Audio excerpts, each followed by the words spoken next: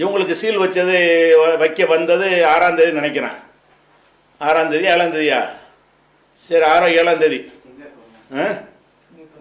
திங்கிழமை என்ன கிழமை? சரி சரி 4ஆம் தேதியா?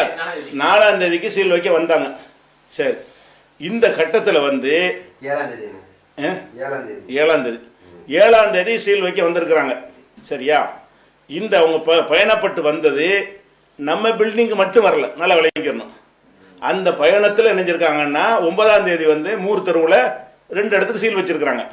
9ஆம் தேதி இங்கே வந்தவங்க அந்த அதாவது எனிமி சொத்து எல்லாத்தையும் கவர் பண்ணி எதெல்லாம் முறைகேடு இருக்கோ சீல் வைக்கணுங்கிற ஒரு பொதுவான ஒரு ஆர்டர் இங்கே தான் வர்றாங்களே தவிர நம்மளை மட்டும் குறிவைத்து வந்தது இல்லை. இது முதல்ல இதே அது அந்த நீங்கள் இப்போ பாலிமார் டிவியில் வந்து நீங்கள் அந்த செய்தி நீங்கள் பார்க்கலாம். அதாவது 9ஆம் தேதியில் வந்து அவங்க அந்த வாசகத்தை படிக்கிறான். அவங்க பத்திரிகையில் வந்து அப்படி செய்தியை பாலிமாரில் வந்து எழுத்துலையும் செய்து கொடுப்பாங்க அந்த அப்ளிகேஷனில். சென்னை மண்ணடி மூர் தெருவில், இது மூர் தெரு, இப்போ நம்ம பேசுகிறது அரண்மனைக்கார் தெரு, இது மூர் தெரு. இது கடிதம் இல்லை, வாசிக்கிறோம், கடிதம் இமேஜ் போடலை, டெக்ஸ்டாக தான் இருக்குது. அது மண்ணை மூர் தெருவில் பாகிஸ்தானுக்கு குடிபெயர்ந்தவருக்கு சொந்தமான 2 பழமையான கட்டிடங்களை வருவாய்த்துறைக்கு அப்புறம் கொண்டாங்க. வருவாய்த்துறை அதிகாரிகள் அதில் காட்டுங்க, அதில் காட்ட முடியுங்க கொண்டாங்க. வருவாய்த்துறை அதிகாரிகள் சீல் வைத்தனர். பிரச்சனையின் போது இதான் அந்த இது படம். சரியா? அந்த நியூஸு அதைத்தான் வாசிக்கிறேன். இந்த பாலிமார் நியூஸில் உள்ளது தான் உங்களுக்கு வாசிக்கிறேன். அதான் 7ஆம் தேதி இவங்களுக்கு சீல் வைக்க வந்துட்டு 9ஆம் தேதி இன்னும் 2 இடத்துக்கு சீல் வைக்கிறாங்க. அந்த பிரிவினையின் போது பாகிஸ்தானுக்கு சென்றவர்களின் சொத்துக்கள் எதிரி சொத்துக்களாக அறிவிக்கப்பட்டு அதற்கான சட்டத்தின்படி நாடு முழுவதும் 9406 அசையா சொத்துக்கள் அடையாளம் காணப்பட்டன. அந்த வகையில் சென்னை மண்ணடி மூர் தெருவில் 2 பழமையான கட்டிடங்களுக்கு அதிகாரி பேட்டரியா அவங்க அதுக்கு வந்தாங்க தலைமையில் வருவாய்த்துறை அதிகாரிகளின் குழு சீல் வைத்தது. முன்னதாக அந்த பாழடைந்த கட்டிடத்தை பயன்படுத்தி வந்தவரின் பொருட்கள் அகற்றப்பட்டன. அப்போ அவங்க ஒரு ஆர்டரோடு என்ன செய்கிறாங்க, வர்றாங்க. இன்னும் சொல்லப்போனால் அவங்களுக்கு இந்த டிஎன்டிஜேங்கிறது மேட்டரே கிடையாது. அவங்களுக்கு பாபு இஸ்மாயில் தான் அவங்களுக்கு பஞ்சாயத்து. நீ எதுக்கு போய் சொல்லி இந்த மாதிரி செஞ்சுருக்கேங்கிறது தான் பஞ்சாயத்து. அப்போ பாபு இஸ்மாயிலுங்கிற நடவடிக்கை எடுக்க வரும்போது இதே மாதிரி வேலை. இப்போ உள்ள நம்ம கட்டடங்கிறது வெறும் 1140 சதுரடி தான், பெரிய ஏக்கர் கணக்கில் உள்ள இடமெல்லாம் இல்லை. இப்போ அந்த 2 இடத்துல பிரம்மாண்டமான இடங்கள், இந்த மூர் தெருவில் சீல் வச்ச இடங்கள் இதை விட பல மடங்கு பெரிய இடங்கள். அப்போ 2 இடத்துக்கு என்ன செஞ்சாங்க, சீல் வச்சுட்டு போயிட்டாங்க.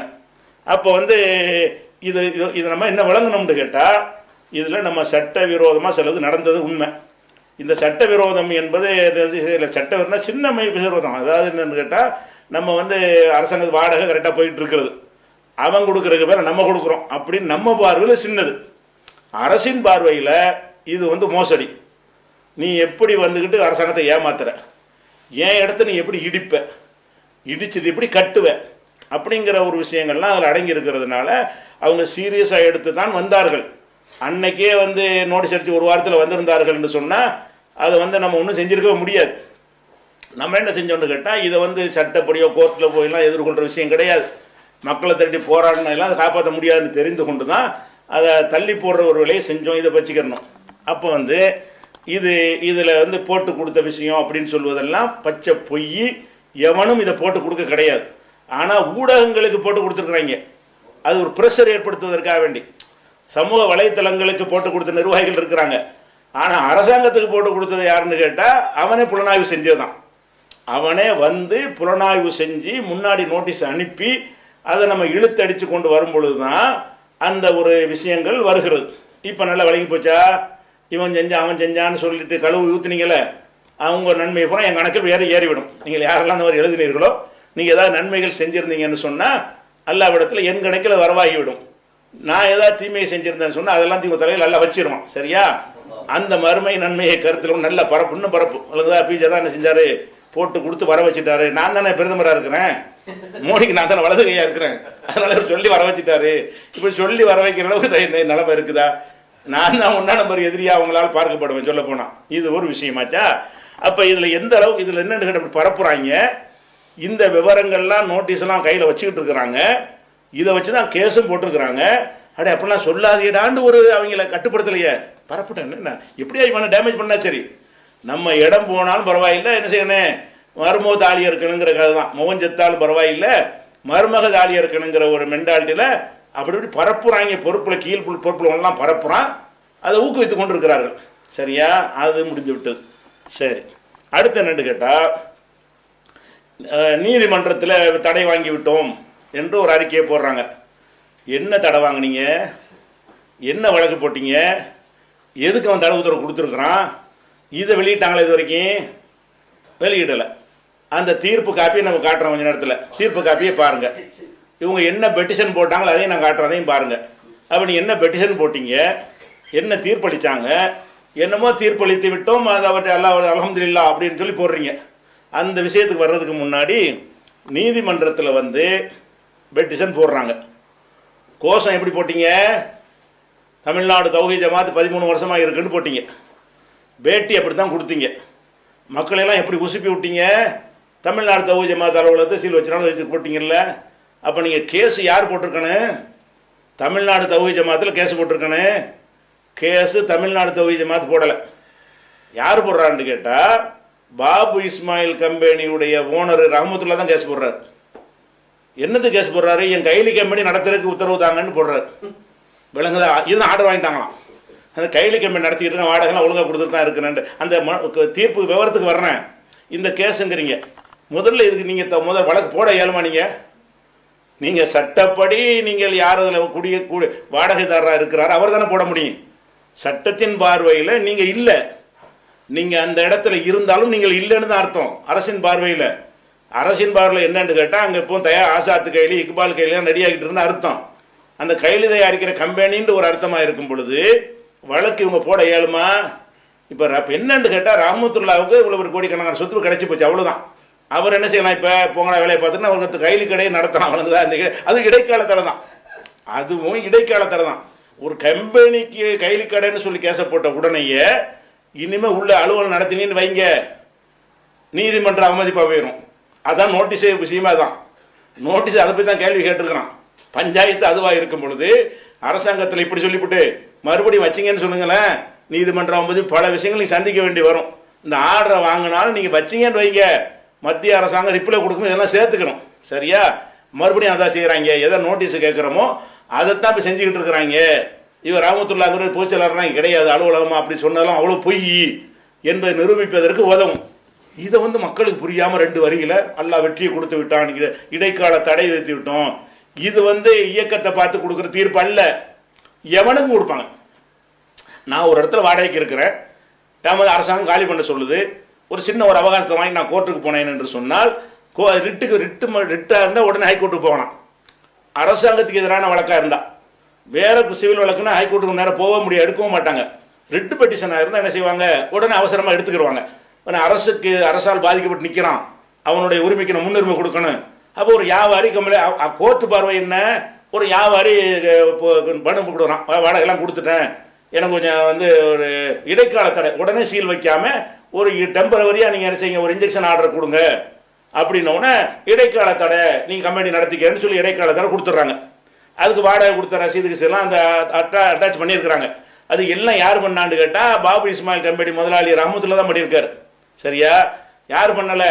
டிஎன்டிஜா வழக்கு போடல. அப்போ இந்த சொத்து எங்களுக்கு உள்ளது இல்லைங்கிறத நிரூபிச்சுட்டாங்க கோர்ட்டுக்கு போய். இந்த கோர்ட்டில் போய் என்ன சொல்லிட்டாங்கன்னு கேட்டால், இதுக்கு எங்கள் இது கிடையாது, நாங்கள் 13 வருஷமெல்லாம் இருக்க கிடையாது, இப்போவும் நாங்கள் இருக்கவே இல்லை, நாங்கள் ஒரு ரசீது கட்டணும், நாங்கள் வாடகை கட்டணும்னு சொன்னால் எல்லாம் பொய், எல்லாம் பாபு இஸ்மாயிலுடைய தான் சொல்லி ஒத்துக்கிட்டாங்க. இது ஒட்டுமொத்த இயக்கத்துக்கு அனைவருக்கும் கேவலம்.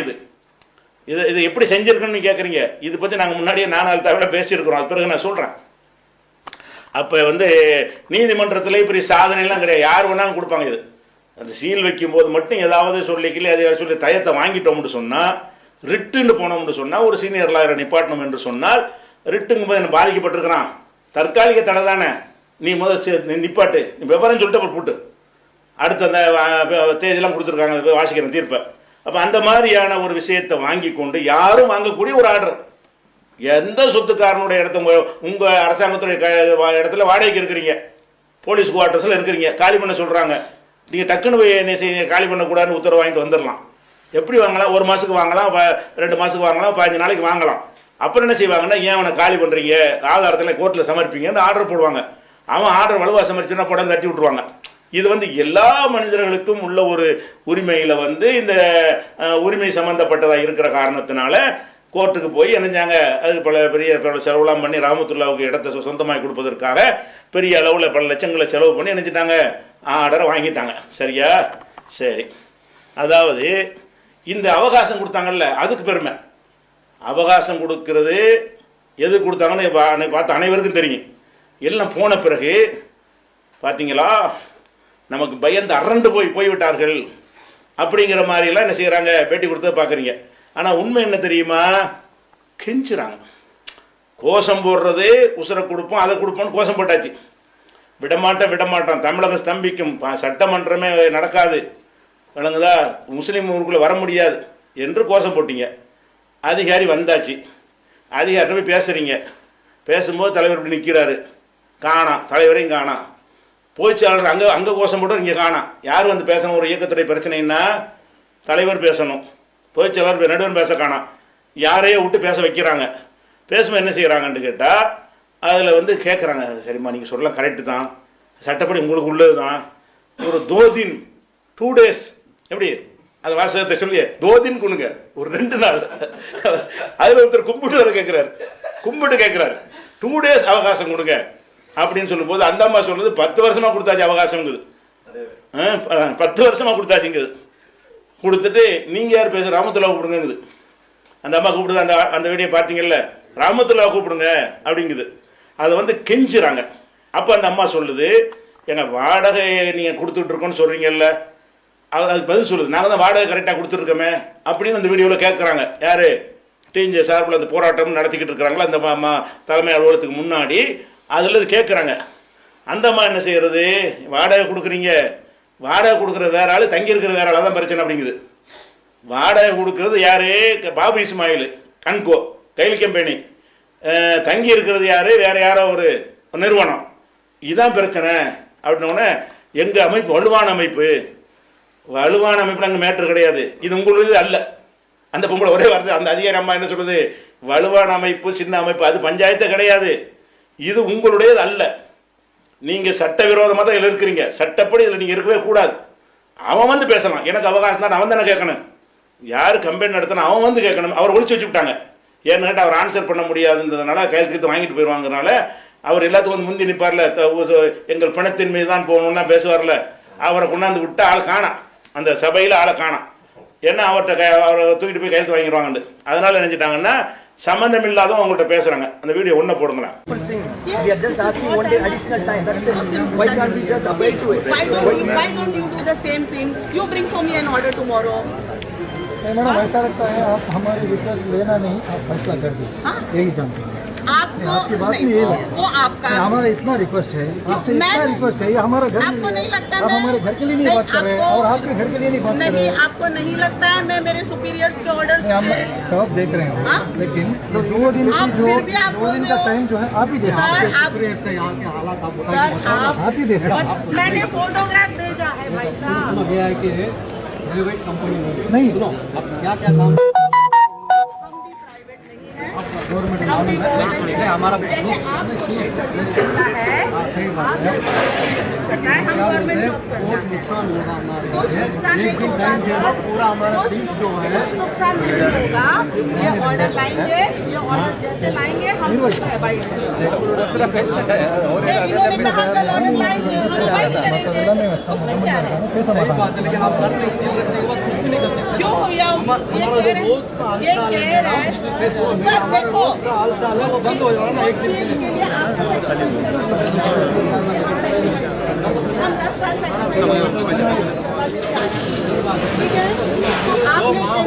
सही तरीके से चलता है। सुनो 10 इयर्स आपने अनडिस्टर्ब किया, अनडिस्टर्ब, तो आप अप्रिशिएट कीजिए उसको। सही बात है, मेरी बात आज हमें नहीं, आप 2 दिन में एक ही दिन में आगे ऐसा जाएगा कैसा होगा? 10 साल छोड़ के अब आगे गर्दन में चाकू रखने देते नहीं, आपको 10 साल था, 10 साल था इंफॉर्मेशन प्रोवाइड करने को गवर्नमेंट को। अच्छा, आपने क्यों नहीं किया? हमें कुछ किसी ने बताया नहीं, तो इसीलिए आप रहमतुल्लाह को वहाँ से उठा के लेके आओ। இல்ல அவங்க 10 வருஷமா நீங்க எதுவுமே ட்ரை பண்ணலன்றாங்க वहाँ पे रहमतुल्लाह को खड़ा रखो और उसको ये आप हमारा प्रॉपर्टी को बचाओ। ठीक है? नहीं आप जो कह रहे हैं 10 साल से हम लोग कुछ कोशिश नहीं की है, ये कैसे कह सकते हैं आप? हमारा तो रेंटल जा रहा है, तहसीलदार ले रहे हैं, सब कुछ हमारा प्रोसीजर चल रहा है। देखो, रेंट देना मेरे नाम से और मेरे घर में रहना आप, ये गलत है।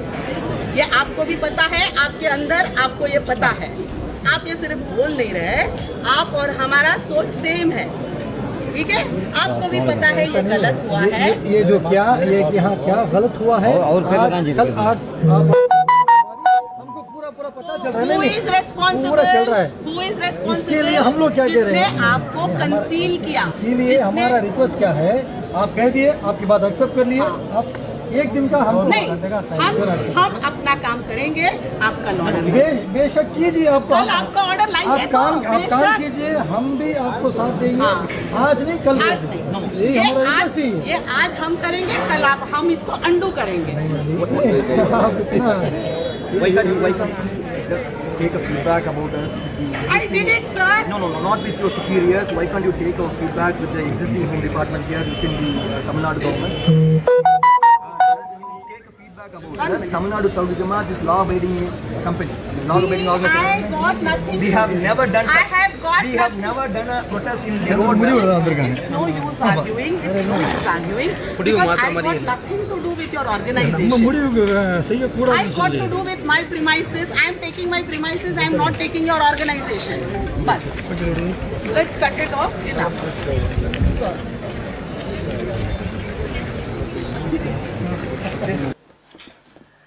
அப்போ நீங்கள் அதில் என்னெல்லாம் நடந்துச்சு, மனிதாபிமானங்கிறாங்க, 2 நாள் கொடுங்கங்கிறாங்க, அந்த மாதிரி நான் சொன்ன விஷயங்கள்லாம் அதில் இருக்குதா? அப்போ நீங்கள் உங்களுக்கு உள்ளது இல்லைன்னு அங்கே ஒத்துக்கிறீல்ல, அதில் வந்துக்கிட்டு நாங்கள் ஒரு அவகாசம் தானே கேட்குறோம், 2 நாள் கொடுங்க, நீங்கள் கேட்காதப்போ அதை ராமத்துல்லா வர சொல்லுப்பான்னு அந்த அம்மா சொல்கிறாங்களே, ஏன் ராமத்துல்லா எங்கள் அலுவலகத்துக்கு நாங்கள் பேசாமல் யார் பேசுகிறேன்னு பேச வேண்டியதானே? அப்போ நமக்கு உள்ள சட்டப்படி நமக்கு உள்ளது கிடையாது. எந்த அரசாங்கம், காங்கிரஸ் அரசாங்கம் இருந்தாலும் இதுதான் செய்வாங்க, முஸ்லீம் லீக் அரசாங்கத்தை இருந்தாலும் அவங்க அதான் செஞ்சு ஆகணும், சட்டப்படி தான் உள்ளது. அது வராத அளவுக்கு சில வேலைகள் நம்ம செஞ்சு பார்த்துக்கிறோம் இல்லாமே தவிர இந்த கட்டத்தில் செய்ய வேண்டிய விஷயம் என்னன்னு கேட்டால் இதுதான். அப்போ இது ஒரு வச்சா அப்போ இன்னொருத்தர் அதை 2வது வீடியோ போடுங்களாம், அவர் கெஞ்சுறாரு, கெஞ்சதான் செய்கிறார். பட் வந்து லீகல் ஆப்ஷன் வந்து நீங்கள் சீல் பண்ணால் கூட ஹைகோர்ட்டில் போட்டு கூட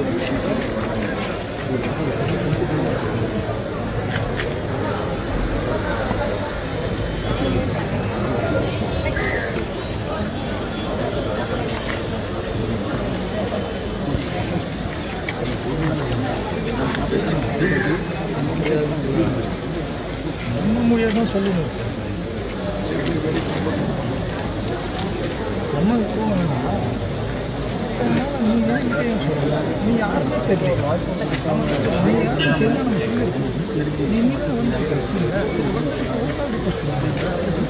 இல்லை அதை நாங்கள்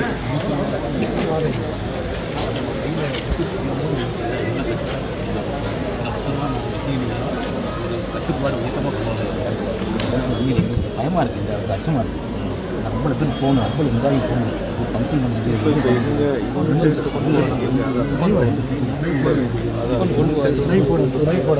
அதில் கடைசியாக என்ன செய்கிறாருன்னா, மாநில செயலர் யூசுப் வந்துக்கிட்டு கொஞ்சம் இறக்கப்படுங்க, மக்கள்லாம் கொந்தளிப்பாக இருக்கிறாங்க, மக்களை அமைதிப்படுத்தணும்ல, அதுக்காக வேண்டிய சட்டப்பு கிரௌண்டில் பேசவே இல்லை, மக்கள்லாம் கொந்தளிப்பாக இருக்கிறாங்க பார்த்துன்னு அதிகாரிகள்கிட்ட கெஞ்சின உடனே அவங்க என்ன செய்கிறாங்கன்னா அந்த அதிகாரிகிட்ட சொல்லி கொஞ்சம் தயந்தானே கேட்குறாங்க, கொடுங்க, வழக்கமாக உள்ளதானே கொடுக்குறதானே என்று சொல்லி அவங்க அழைச்சிட்டு போயிட்டாங்க.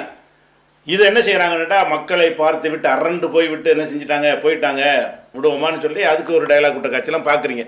அப்போ எதனால இந்த அவகாசம் கொடுத்தாங்கன்னு கேட்டால், நம்ம மீட்க நல்ல வழிக்கு இன்னைக்கு இது மீட்க இயலாது, நம்ம மேலே நிறைய தவறு செஞ்சுருக்கோம், இந்த தவறு பெரிய விஷயம், எல்லாரும் செய்கிறது தான், யாரையும் மோசடி செய்யலை, கரெக்டான வாடகை பண விஷயம் கரெக்டாக போயிட்டு இருக்கிறது, இது அனைவரும் இப்படி தான் செய்வார்கள், அது மாதிரி நம்ம செஞ்சோம், நமக்கு அதை புலனாய்வு நம்ம நினைச்சிட்டாங்க, அது வந்துருச்சுன்னு சொன்னால் அதுக்குரிய ஆக்ஷனை எடுக்கத்தான் செய்வார்கள். வராத வரைக்கும் தான் பிரச்சனை, வந்துருச்சுன்னு சொன்னால் இதில் அனைத்து டிபார்ட்மெண்ட்டுக்கும் போயிரும். என்ன பிரச்சனைன்னு கேட்பார்கள், இவங்க அனைத்தையும் விளக்குவார்கள், பல வகையில் ப்ரெஷர் வரக்கூடிய நிலை உண்டாகும். அப்படிங்கிற நிலைக்கு இப்போ ஆக்கி விட்டாங்க. இதை வந்து வேற மாதிரி அழகாக செஞ்சுருந்தா இது ரொம்ப ஈஸியாக பல பிரச்சனைகளை தவிர்த்திருக்க கூடும். சரி, அது போயிடுச்சு. அப்போ இந்த மாதிரி கெஞ்சினதுனால விட்டதுனால கோர்ட்டுக்கு போகிறதுக்கு நீங்கள் அவகாசம் கொடுத்துட்டு போகிறாங்க. 2 நாள் அவகாசம் கொடுக்குறாங்க. இவங்க என்ன செய்கிறாங்க, 7ஆம் தேதி வந்து கோர்ட்டில் போய் மனு போடுறாங்க. 7ஆம் தேதி மனு போடுறாங்க.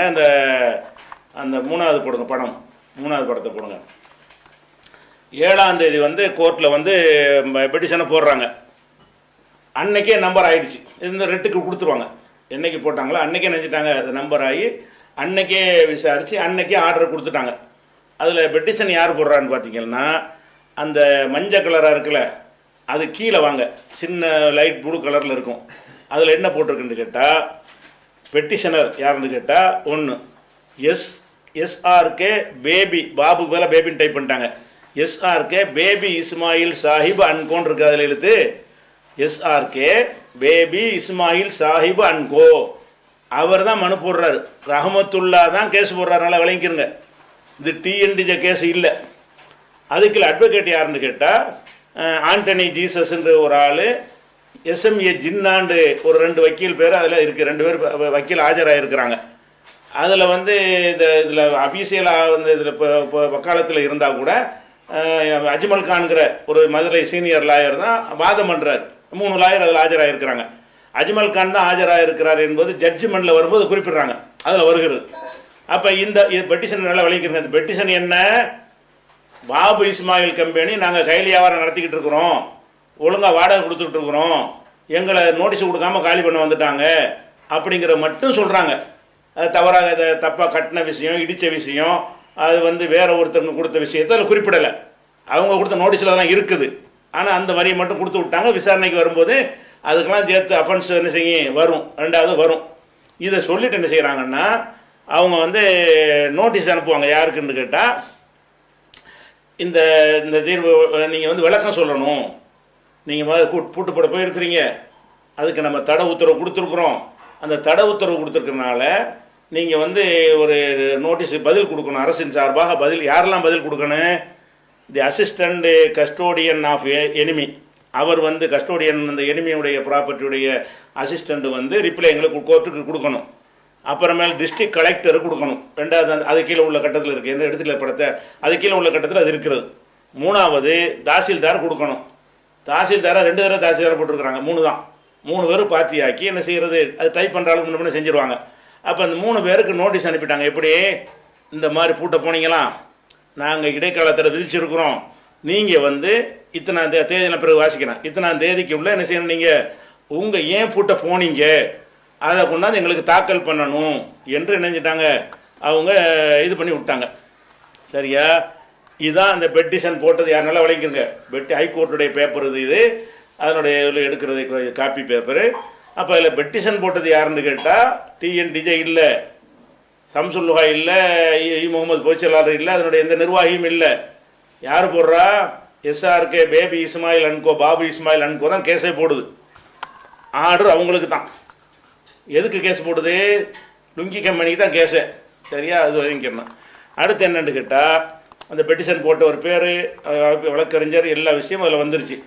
அதுக்கடுத்து என்னன்னு கேட்டால், அந்த ஜட்ஜ்மெண்ட் என்ன, பெரிய விவகாரம்லாம் ஜட்ஜ்மெண்ட் கொடுக்க மாட்டாங்க. இடைக்கால தடை தானே.